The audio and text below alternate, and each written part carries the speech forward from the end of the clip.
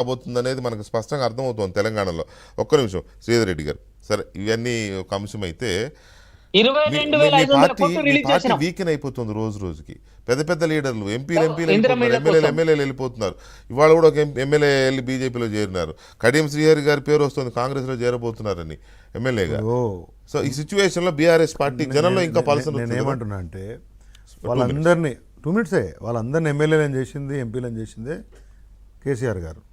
అది అరాచకం. అరే ప్రజలు చేశారు. ఇప్పుడు రేవంత్ రెడ్డి గారు అధికారం తెచ్చిందని చెప్పేసి నవ్వుకోవట్లేదా? కాబట్టి నవ్వకండి, మీరు కాస్త సభ్యత ఉంటే మంచిగా ఉంటుంది.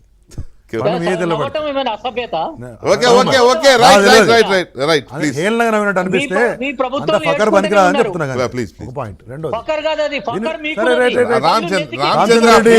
ఇప్పుడా మాట్లాడినప్పుడు నేను మాట్లాడలే, పద్ధతి కదా. నేను మాట్లాడలే, నేను విన్నా.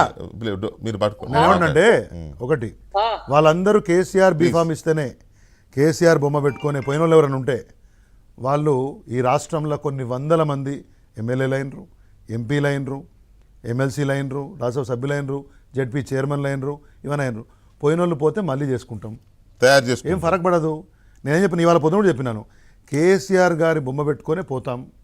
ఈ రాష్ట్రానికి 9 సంవత్సరాలు ఏం చేసినారో అదే చెప్పుకొని పోతాం. మీరు చెప్పేది మీరు చెప్పండి. సంక్షోభాలు వస్తూ ఉంటాయి, ఏం ఫరక్ పడుతుందండి? కేసీఆర్ గారు చెప్పినారు కదా, తెలుగుదేశం నేనేమంటున్నా తెలుగుదేశమే మనకు ఆదర్శమని. తెలుగుదేశం అనే కాదు, ఇప్పుడు ఒకటి నేనేమంటున్నా,